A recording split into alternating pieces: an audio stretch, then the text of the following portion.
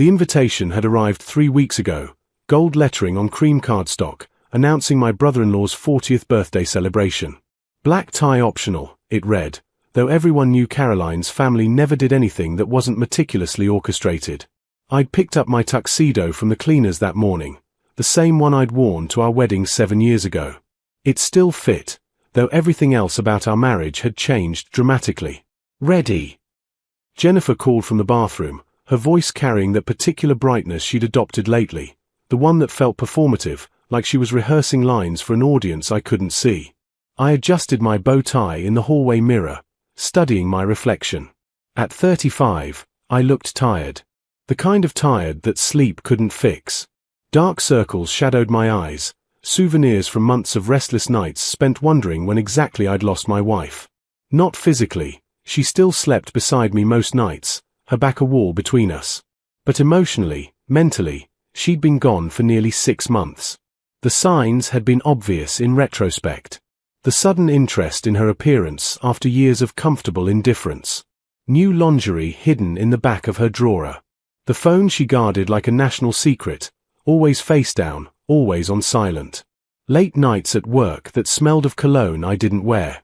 I wasn't stupid, just hopeful.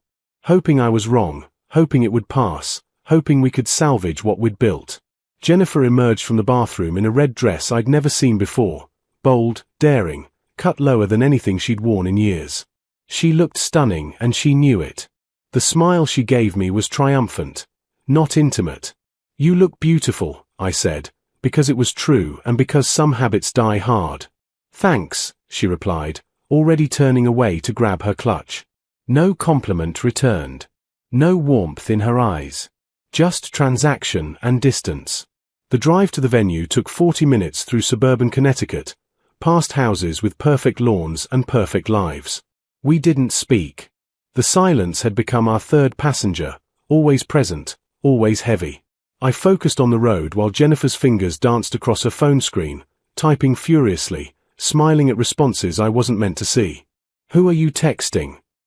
I asked, hating how pathetic I sounded. "Just Caroline, about the party," she lied smoothly. She'd become an excellent liar. The country club was exactly what I expected.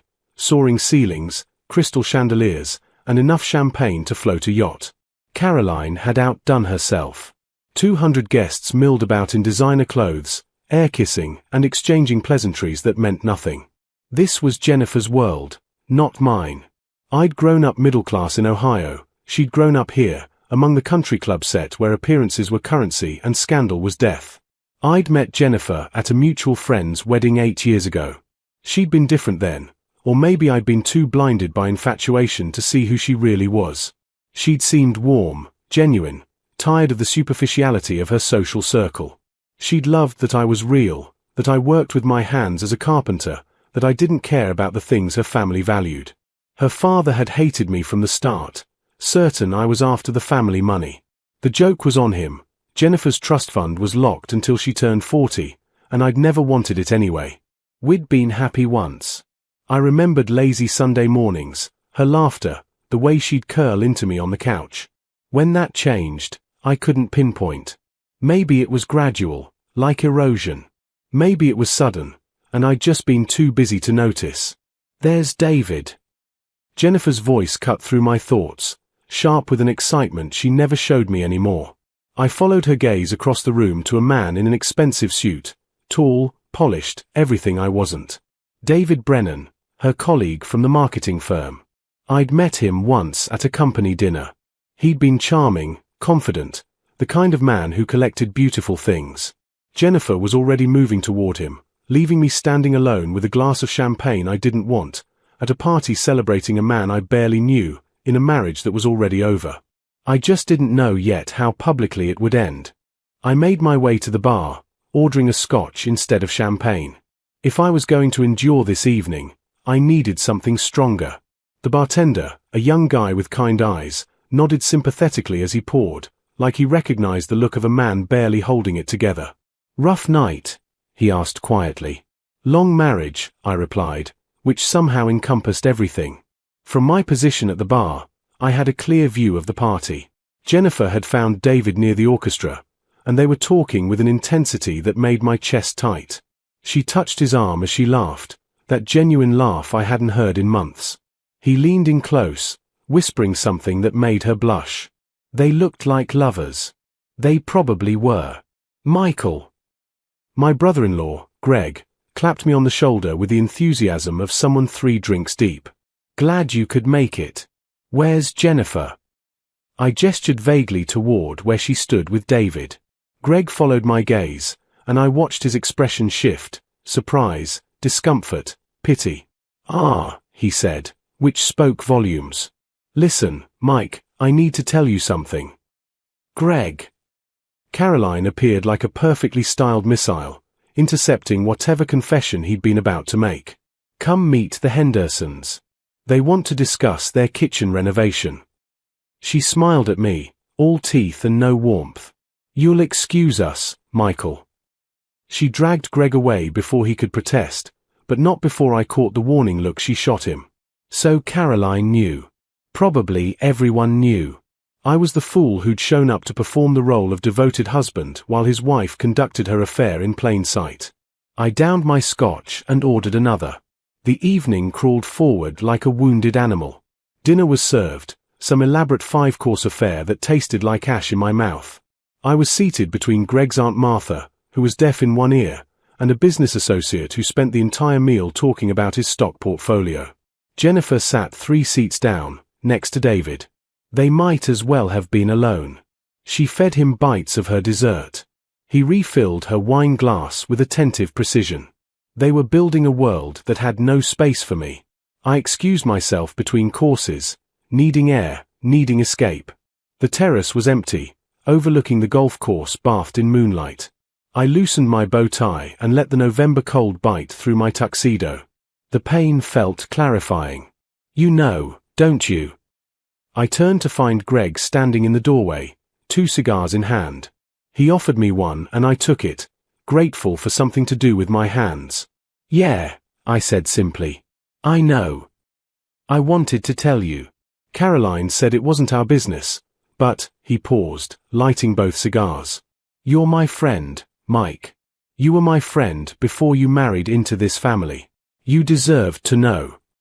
How long have you known? 3 months. I saw them together at a restaurant downtown. They didn't see me. He exhaled smoke into the night. I'm sorry, man. Jennifer's my sister-in-law, but what she's doing is wrong. The way she's flaunting it tonight, it's cruel. I nodded, not trusting my voice. The confirmation hurt more than the suspicion had. What are you going to do?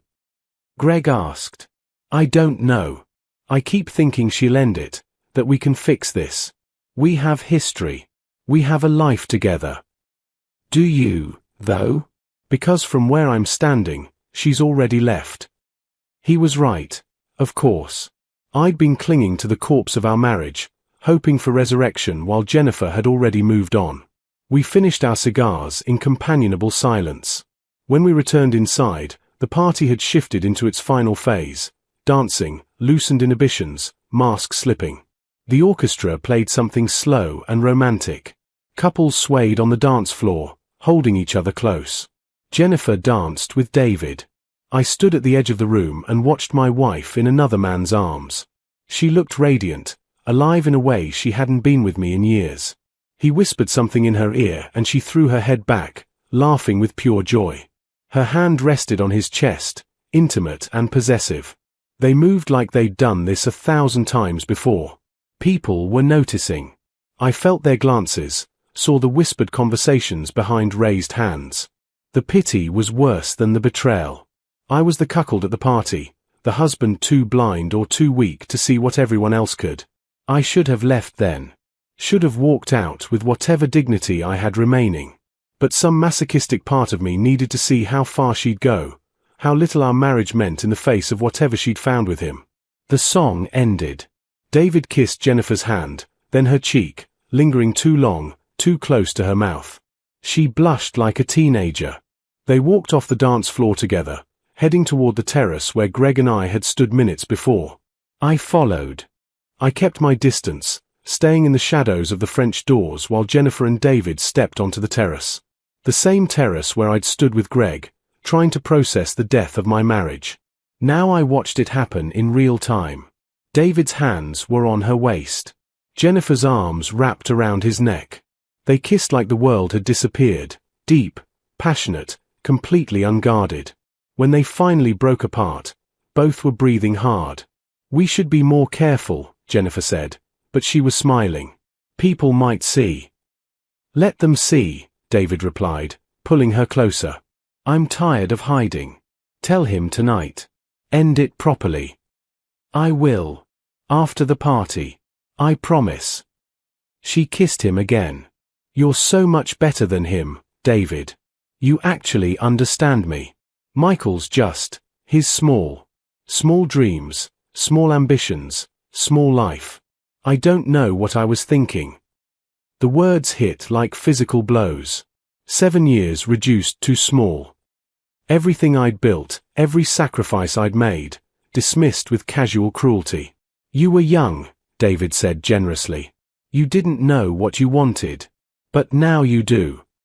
"Now I do," she agreed, and they kissed again. I walked away before I could hear more. My hands were shaking, rage and humiliation warring in my chest. I found the bar again, ordered another scotch, and tried to decide what version of myself I wanted to be. The confrontational husband who made a scene? The dignified man who left quietly? The fool who pretended he hadn't seen anything? Michael. Caroline appeared beside me, her expression unreadable. "We need to talk." "Not now, Caroline."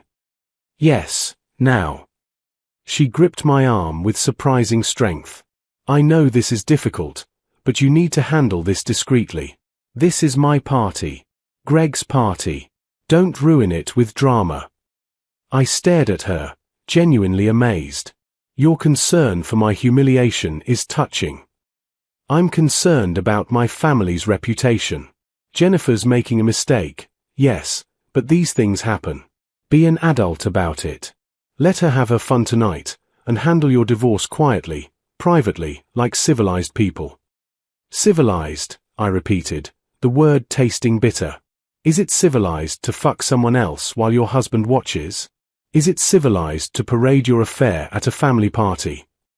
"Lower your voice," Caroline hissed, glancing around. "You're making a scene." "I haven't even started making a scene." "But I wouldn't. Even in my anger, I knew that. I wouldn't give them the satisfaction of seeing me lose control. Wouldn't let Jennifer rewrite our history to make me the villain, the jealous, volatile husband who couldn't handle her moving on.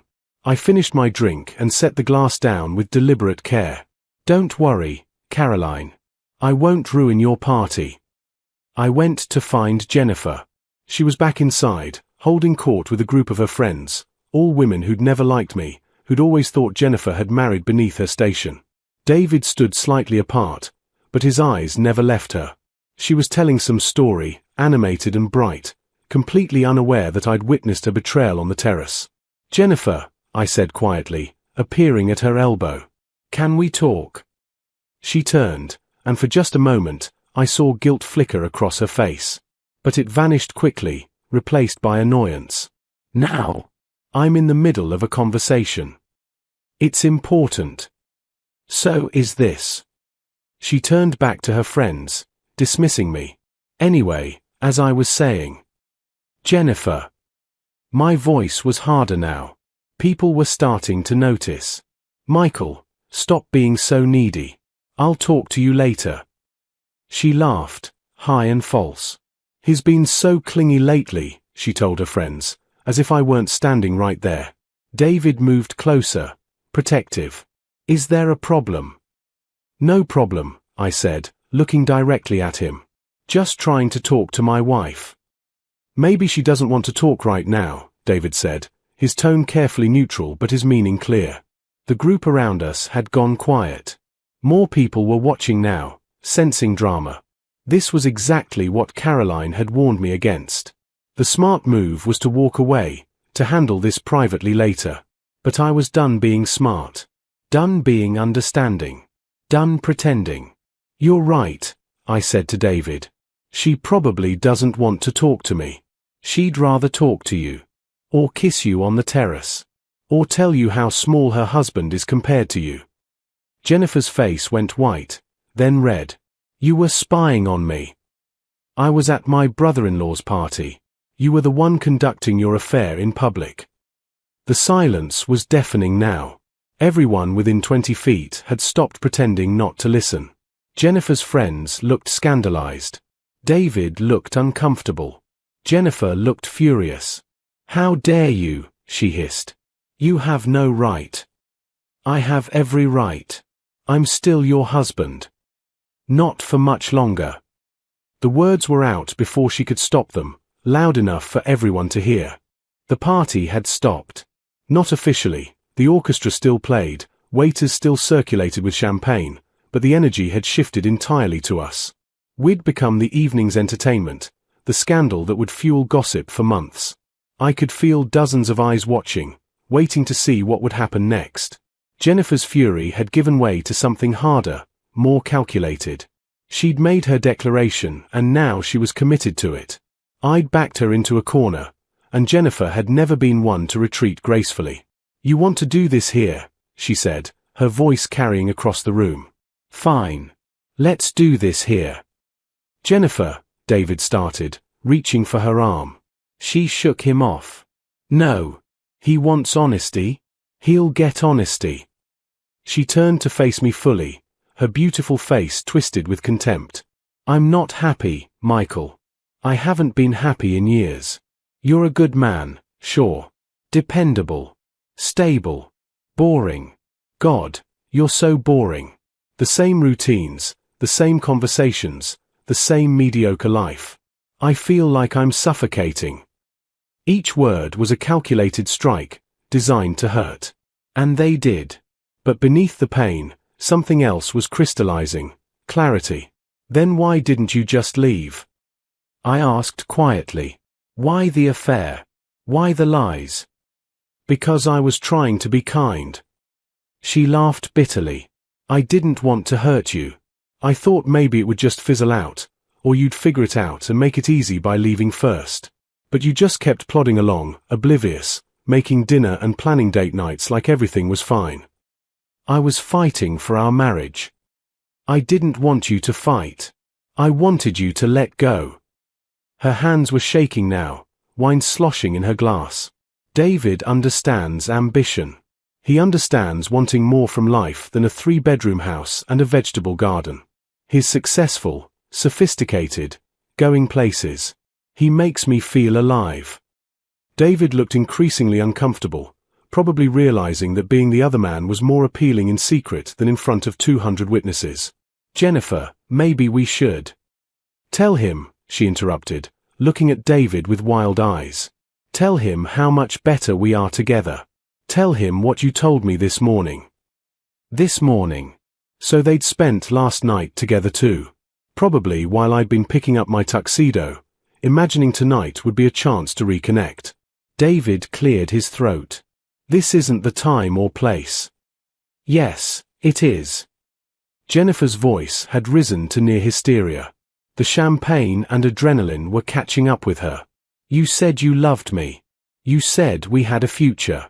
You said I deserved better than settling for someone like him. The crowd had grown. Caroline was trying to move people along, to create some privacy, but no one was budging. This was too good, too raw. My humiliation was their entertainment. I do love you, David said carefully, measuring his words. But maybe we should discuss this privately. Why? Everyone here already knows. They've been watching us all night. She spun back to me, gesturing wildly. Even you figured it out. Finally. Dense as you are. Jennifer. Greg appeared, trying to intervene. Let's calm down. I am calm, she shouted. I'm finally being honest. For the first time in months, I'm saying what I actually feel instead of tiptoeing around Michael's feelings. She drained her wine glass and grabbed another from a passing waiter. You want to know the truth, Michael? David is better. Better in bed, better conversation, better at everything. He has a penthouse in the city. He drives a Porsche. He takes me to actual restaurants, not diners. He's what I should have had all along. The words were meant to destroy me. And they did, partially. But they also revealed something I hadn't seen clearly before. Jennifer wasn't just unhappy with me. She was unhappy with herself, with choices she'd made, with the life she'd built. David wasn't better, he was just different, newer, more exciting. In 5 years, she'd probably be saying the same things about him to someone else. I hope he makes you happy, I said, and I meant it. Not sarcastically, genuinely. I hope you find whatever it is you're looking for. My response seemed to deflate her anger. She'd wanted a fight, wanted me to rage or beg or give her a reason to justify her actions. My calm acceptance threw her off balance. That's it, she said incredulously. That's all you have to say.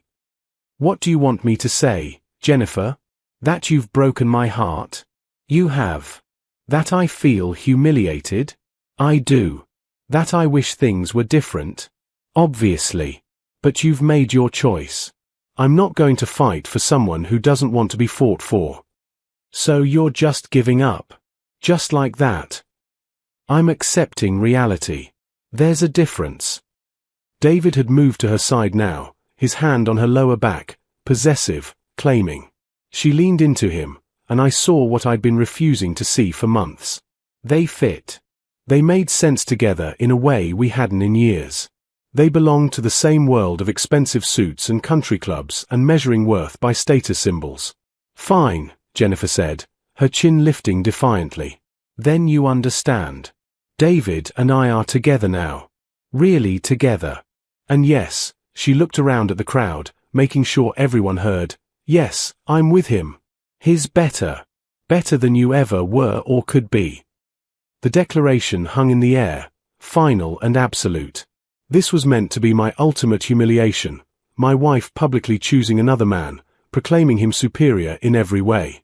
People were staring, whispering, some looking shocked, others almost gleeful at the drama. I looked at Jennifer, really looked at her, and felt the last threads of love snap. Not with anger or pain, but with exhaustion. I was tired. Tired of fighting for someone who didn't love me. Tired of the performance. Tired of pretending. I set down my empty glass with careful precision. I didn't say goodbye. Didn't make a speech. Didn't give her or David or the crowd the satisfaction of seeing me break. I simply turned and walked away. The walk from the ballroom to the parking lot felt endless. My legs moved mechanically while my mind struggled to process what had just happened.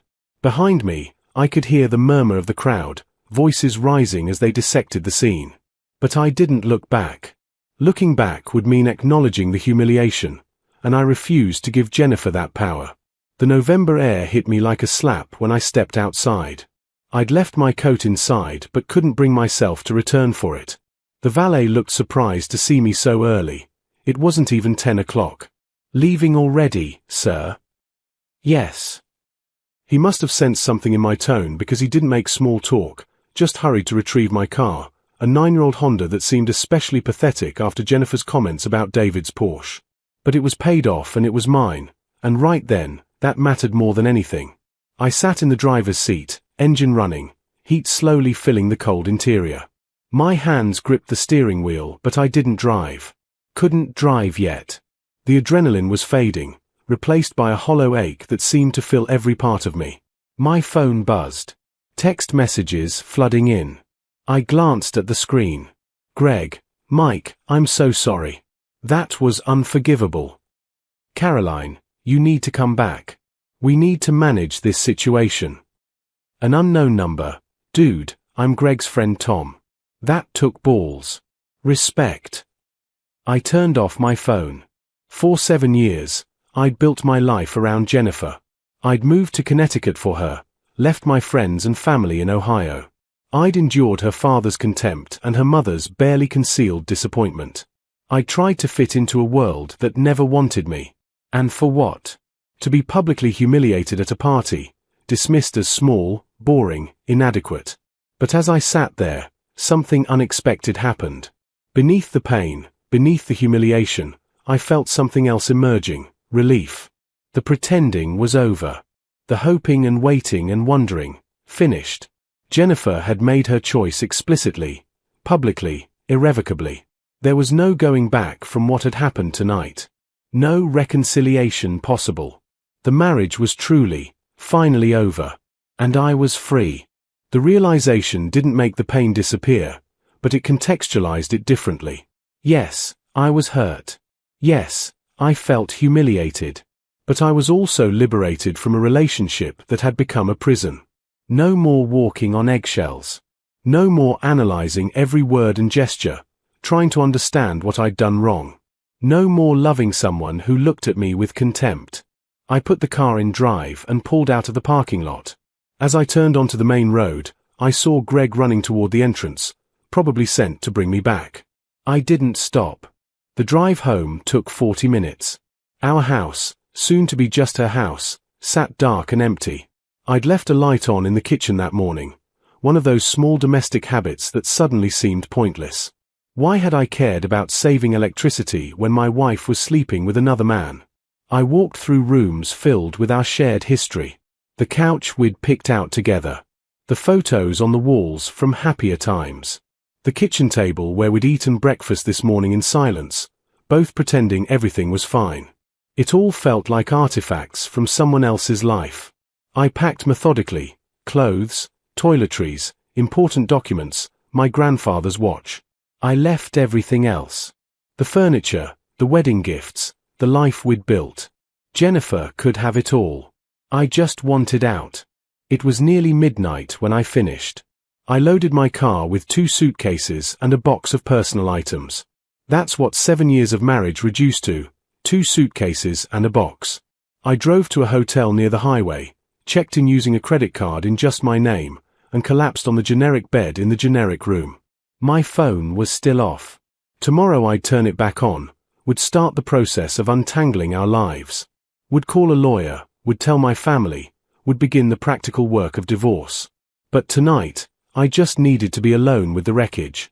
I must have fallen asleep eventually because I woke to sunlight streaming through thin curtains. My phone showed 43 missed calls and over 100 text messages. Most were from Jennifer. Where are you? We need to talk. You're being childish. David left. He said I embarrassed him. This is your fault. You forced me to say those things. Everyone's talking about us. You humiliated me. Call me back. Please. Michael, I'm sorry. Can we talk about this? The messages tracked a journey from anger to realization to panic. David had left. Of course he had. Being the exciting other man was one thing. Being publicly named as the affair partner who broke up a marriage at a society party was another. His reputation mattered to him, and Jennifer had damaged it along with everything else. I deleted the messages without responding. There were also messages from Greg, from my parents in Ohio who'd heard from someone at the party, from my business partner asking if I was okay. Those I would respond to eventually. But not yet. I spent the day in that hotel room, ordering room service and watching mindless television. I let myself feel the pain without trying to fix it or analyze it or make it mean something. My marriage was over. My wife had chosen someone else. She'd done it publicly and cruelly. These were facts, and facts simply existed. By evening, I felt steady enough to think practically. I called a lawyer a friend had recommended once. Left a message about needing divorce representation. Called my parents, let them say comforting things parents say, promised I'd visit soon. Called my business partner, assured him I'd be at work Monday, asked him to handle things for a few days. Then I called Greg. Mike, Jesus, I've been worried. Where are you? A hotel. I'm fine. You're not fine. What Jennifer did, he paused. The party ended early. After you left, people started leaving in groups. No one wanted to celebrate while you were gone, and Jennifer was crying at the bar. She was crying. Reality set in. David left about 15 minutes after you did. Told her he needed space to think. Caroline spent an hour trying to salvage the situation, but honestly, People were disgusted. Not with you. With Jennifer. You walking away like that, with dignity. People respected it. I hadn't walked away with dignity intentionally. I'd walked away because staying would have destroyed me. But I didn't correct him. Her parents took her home, Greg continued. Her mother called me this morning. Jennifer wants to talk to you. Says she made a mistake. She did make a mistake. Several of them. So you'll talk to her? No. Mike. Greg, I appreciate everything. You've been a good friend. But I'm done. Whatever Jennifer wants to say, she can say it to my lawyer. There was a long pause. Okay. I understand. For what it's worth, I think you're doing the right thing. Caroline disagrees. She thinks you should hear Jennifer out, try counseling, but Caroline's more concerned about appearances than what's actually right. Tell Caroline I appreciate her concern, I said, meaning it sarcastically but keeping my tone neutral. When are you coming back for your stuff? I already got what I needed. She can keep the rest. You're really done. I'm really done. We talked for a few more minutes, making plans to meet for lunch next week, maintaining the friendship despite the family connection. Greg was a good man caught in the middle, and I didn't want to lose him along with everything else. After we hung up, I sat with my thoughts. Jennifer wanted to talk. Of course she did. David had left, reality had crashed in, and suddenly the exciting affair didn't look so appealing compared to the stability she'd thrown away. She'd want to explain, to justify, to maybe even reconcile. But I was done being her backup plan, her safety net, her consolation prize. She'd made her choice at that party, not just to be with David, but to humiliate me publicly while doing it. The cruelty of it, the calculated nature of her words, showed me who she really was. Not the woman I'd married, but the woman she'd become. Or maybe always been, and I'd been too in love to see it. My phone buzzed again. Jennifer calling. I let it go to voicemail. The next few weeks blurred together. I found an apartment. Small, modest, mine. I met with lawyers, divided assets, started the divorce process. Jennifer contested nothing, which told me she felt guilty. Or maybe David had come back and she just wanted it over quickly. I didn't ask. I returned to work, threw myself into projects, spent time with friends who'd been neglected during my marriage. I called my parents weekly, planned a visit home for Christmas. I started seeing a therapist who helped me process not just the betrayal but the relief. People talked, of course. The story of that party had spread through Jennifer's social circle like wildfire. I heard through Greg that Jennifer had become somewhat of a pariah, the woman who'd publicly destroyed her marriage for a man who'd then abandoned her. David had started dating someone else, someone age-appropriate and unattached, which apparently wounded Jennifer deeply. I felt no satisfaction in her suffering. Just sadness for both of us, for the marriage we'd lost, for the people we'd become. 3 months after that party, the divorce was finalized. I was single again, starting over at 35. It wasn't the life I'd planned, but it was honest. No more pretending, no more performances, no more loving someone who looked at me with contempt. I was free. And slowly, painfully, I was learning that sometimes the most powerful thing you can do is walk away. Not with angry speeches or dramatic gestures, but with quiet dignity. Let your absence be the statement. Let your silence speak volumes. Jennifer had yelled his better at that party, trying to wound me, trying to justify herself, trying to rewrite our history to make her the victim and me the inadequate husband. But I'd walked out without a word. And in that silence, I'd reclaimed myself. Sometimes dignity doesn't mean fighting back. Sometimes it means knowing when you've had enough, when someone has shown you exactly who they are, when the only winning move is to stop playing the game entirely. I walked away from that party, from that marriage, from that life. And I walked towards something better, myself, whole and undiminished, free to build something real with someone who would value it. That was worth more than any vindication, any revenge, any last word could ever be.